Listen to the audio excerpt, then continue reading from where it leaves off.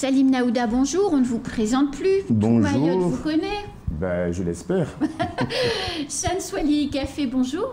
Oui, bonjour aussi. Vous êtes, vous, FO? Moi, je suis délégué syndical FO, mais je suis aussi représentant de l'intersyndicale de ce greffe. Alors, messieurs, 20e jour de grève, si je ne me trompe pas, enfin 19 ou 20e jour de grève, vous me corrigerez. Monsieur Naouda, pourquoi cette intersyndicale a lancé ce mouvement de grève? Mais déjà, il faut comprendre qu'il y a beaucoup de malaises qui datent d'un certain nombre d'années dans l'entreprise.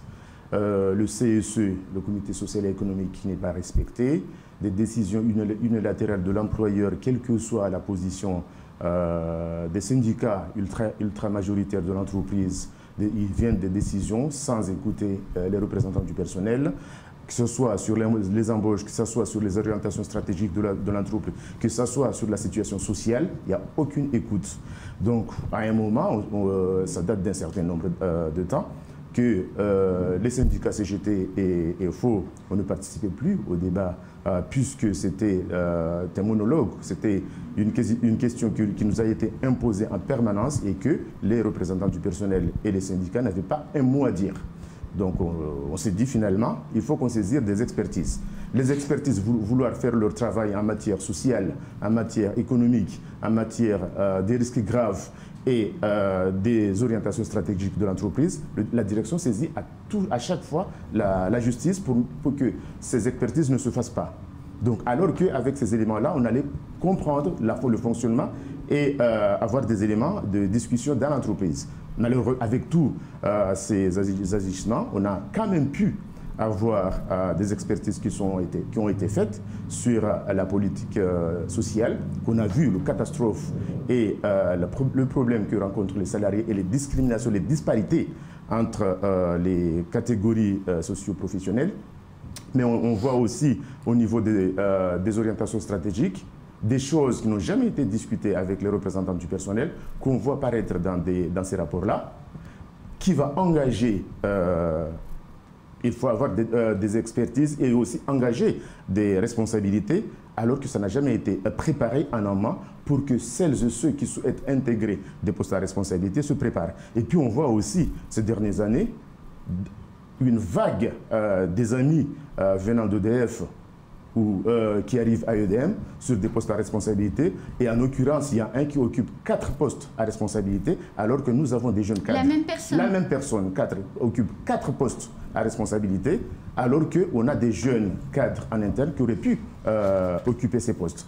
Certains ont fait le choix par rapport à ces discriminations, à ces non prises en considération de quitter l'entreprise pour aller voir ailleurs où ils sont mieux lotis. Parce que quand on a des jeunes qui arrivent à EDF, ECI et qui font partie des encadrants supérieurs alors que ADM il était mis au placard, quand on a une jeune au niveau des ressources humaines qui ici on ne lui a pas donné la possibilité d'exercer pleinement son activité, qu'aujourd'hui il fait la fierté d'EDF en métropole et d'Enedis, on se pose des questions. Pourquoi EDM agissent ainsi? Donc nous disons tout simplement, ils ont une logique que ici il faut protéger les intérêts de la France.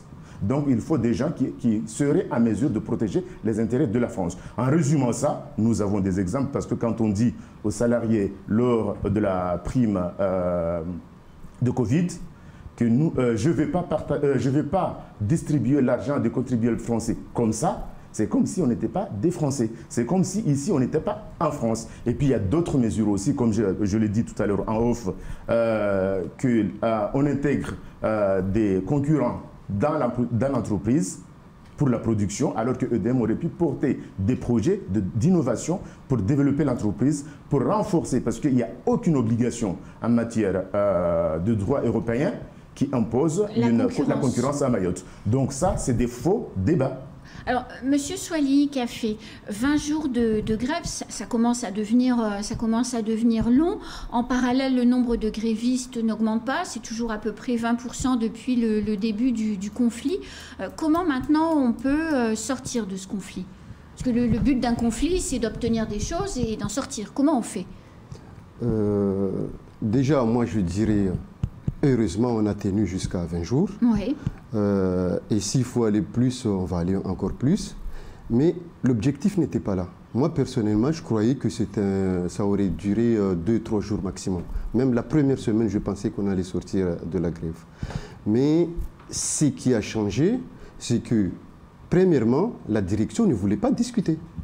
Il fallait qu'on fasse des interventions ailleurs pour qu'on puisse assis sur un table pour pouvoir discuter. Déjà, ça a traîné à cause de ça. Donc, deuxièmement, c'est à cause de l'ambiance, je dirais, c'est l'ambiance qui est mise dans l'entreprise qui fait que ça dure. Pourquoi je dirais ça? C'est vrai, on est une entreprise de service public. Il y a des règles de maintien de poste, il y a des règles de réquisition. Et il y a des règles aussi concernant les grévistes. Donc aujourd'hui, chacun fait un lobbying pour pouvoir avoir plus de grévistes et pouvoir avoir plus de salariés qui travaillent. Mais au bout de 20 jours, tout le monde est fatigué. Bien sûr. Donc l'essentiel, c'est de pouvoir sortir de là. Et on avait essayé, on a fait un lobbying pour pouvoir s'asseoir sur une table et on était presque arrivé à un moment où on pouvait en sortir. Mais je dirais encore une fois, je ne crois pas que l'autre camp, enfin c'est pas un camp, mais l'autre partenaire, c'est le mot c'est le bon mot, l'autre partenaire, je pense qu'il veut que ça dure. L'autre partenaire, c'est la direction. C'est la direction. Alors, quand même, Monsieur Souali Kafé, casser, couper l'électricité aux usagers, incendier des postes, casser des infrastructures, couper les vannes d'alimentation de fuel, c'est grave. Ça casse le matériel de l'entreprise. Alors, ça pénalise les usagers, évidemment, qui eux, ne sont pas dans votre conflit. Mais surtout, casser du matériel, c'est grave. Non, excusez-moi, mais moi, ces mots-là, ça me fait peur. Moi, quand j'entends les gens qui disent ça, que ce soit ceux qui sont restés à travailler, à maintenir le service, que les encourage aussi, mais les habitants aussi, les gens à l'extérieur et les commentaires que je vois sur Facebook, moi, ça me fait peur. Parce qu'on dirait comme si on découvre. Mais les coupures, ça a toujours existé. Mais cette fois-ci, pendant la grève, peut-être on le voit plus parce que c'est communiqué plus. Et puis, mais on est en grève, l'entreprise ne tourne pas normalement. S'il y a une coupure, les gens qui sont là-bas sont fatigués. Ils n'arrivent pas à travailler normalement. Ils peuvent faire des erreurs et ça peut engendrer d'autres coupures. Donc, mais ce n'est pas... Et nous, moi personnellement, moi je n'ai pas vu quelqu'un couper. Parce que je sais que ça coupe tout le temps. L'alimentation est coupée de temps en temps, mais ça ne fait pas autant de vagues. Donc aujourd'hui, si on me dit couper comme si c'est les grévistes qui coupent, moi ça me fait peur. Parce que ça, c'est des accusations graves. Même si on est une soixantaine de personnes, si on coupe quelque chose, on va nous voir quand même. Mais si on voit personne, mais on n'accuse que des grévistes parce qu'on est en grève, moi je trouve ça c'est grave quand même. En tout cas, il y a des enquêtes qui sont en cours et la justice aura à se prononcer sur qui a fait quoi par rapport aux plaintes déposées quand même. Mais heureusement qu'il y a la justice. Mais pourquoi on ne laisse pas la justice faire son boulot ? Pourquoi on veut accuser des gens alors qu'on a porté plainte? Même quand il n'y a pas grève. C'est la direction qui a porté plainte. Même quand il n'y a pas grève, il y a des agressions et il y a des plaintes qui sont déposées. Pourquoi on ne les communique pas? Aujourd'hui, à grève, on veut faire, je ne sais pas, on veut faire porter, c'est une politique pour discriminer les grévistes. En tout cas, quand il y a eu le dernier blackout qui n'avait rien à voir avec votre mouvement et qui était lié aux travaux à Dzoumogné, blackout occasionné par les gens qui faisaient les travaux. À l'interne, il y a... La direction a communiqué sur cet événement. Sauf qu'en interne, quand le blackout a eu lieu, parce qu'on avait eu la chance en même temps d'avoir nos experts sur les risques graves qui sont venus à Mayotte pour faire des échanges. Oui, ce que vous expliquiez tout à l'heure. Et puis, tout d'un coup, la direction, dans sa tête d'emblée, c'était un sabotage pour montrer qu'il y a un problème au niveau du réseau. Et puis après, avec le temps, on s'est rendu compte que ça n'avait rien à voir avec en tout cas, ce qu'ils ont communiqué, c'est que c'était extérieur. Comme il l'a dit Chane tout à l'heure, l'accusation du côté de la direction sur les syndicats ou les représentants du personnel, c'est facile. À tout va, tout le temps, il ne fait qu'accuser. Jusqu'à dire, il y a d'ailleurs un terme qui nous a beaucoup choqués et qui a choqué des collègues quand il dit que les Maoris ne savent pas lire.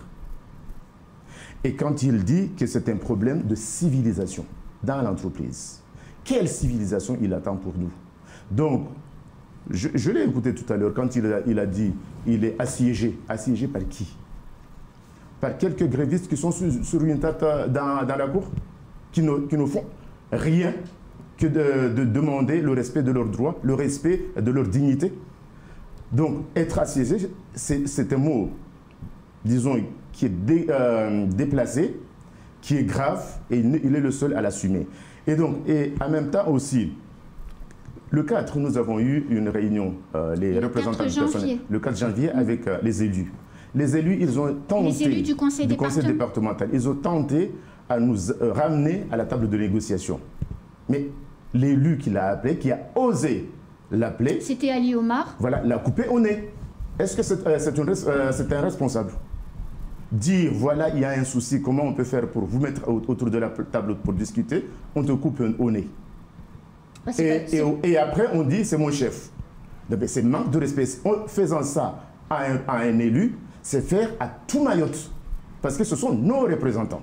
Donc aujourd'hui, on est arrivé à une phase où l'exemple de la Guyane, il veut le montrer, parce qu'il ne faut pas oublier qu'en 2007, il y a eu une grève très dure en Guyane, d'où il a été parmi les membres de la direction, et il a été en responsabilité de faire licencier un certain nombre de représentants syndicaux.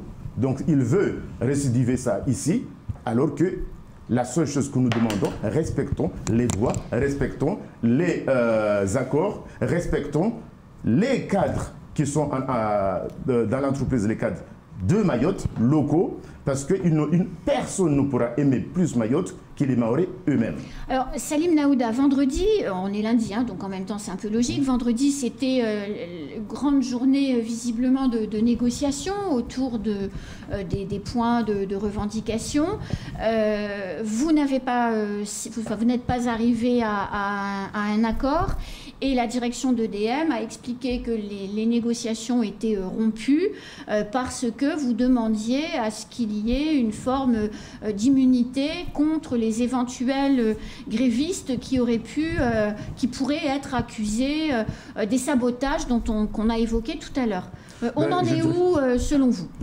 Je dirais que c'était un raccourci, parce qu'on a mené des négociations, on était arrivé à un seul point sur les rémunérations et on avait beaucoup cédé. Par contre, il y avait beaucoup de points qui n'ont pas été traités. Le volet 3 et 4 n'ont pas été traités à fond, qui concernent les discriminations, qui concernent les postes multiples occupés par une personne, qui concernent les mutations des personnes qui arrivent avec un niveau beaucoup supérieur à la plage dont on doit occuper, alors qu'en interne, on a les ressources qu'il faut. Par contre, il ne faut pas qu'on s'attarde trop sur ces questions concernant le personnel, parce que les usagers souffrent eux aussi. Qui aujourd'hui comprend sa facturation? Ça, c'est une question auquel il faudra que la direction d'EDM réponde. On a une facture dont on doit quelque chose à EDM. EDM n'envoie plus les factures dans les familles. Le lendemain, n'ayant pas la facture, on a des menaces de coupure, on est coupé. Et quand on revient, on vous dit finalement, c'est EDM qui vous doit de l'argent alors que vous avez été coupé. Donc, on a un problème de logiciel. D'ailleurs, on l'a mis sur l'enquête de l'expertise. Aujourd'hui, il y a des demandes des clients à être raccordés sur le réseau électrique de Mayotte. Ils tentent des mois et des mois pour être raccordés. Ça, c'est un problème de service public auquel il faut répondre. On a des clients qui ont même payé déjà les raccordements et qui ne le sont pas encore. Et puis derrière, quand ce client qui a besoin de s'alimenter se raccorde chez son voisin ou son frère, en attendant le jour que DM décidera de le raccorder, il y a coupure pour fraude. Alors que c'est EDM qui n'est pas allé au bout. Ce n'est pas la faute des salariés. Loin de là, c'est la politique instaurée par la direction, instaurée par certains encadrants dans cette entreprise qui fait mal à ce territoire, qu'il faut le connaître. Mais Salim Naouda, qu'est-ce qui manque aujourd'hui pour sortir de ce conflit? Parce que 20 jours, c'est très long. Je ne sais pas si vos jours de grève seront rémunérés ou ne le seront pas. Non, mais c'est quand même un souci. Vous le disiez, Monsieur Souali, vous êtes fatigué. Claude Hartmann, tout à l'heure, le disait également.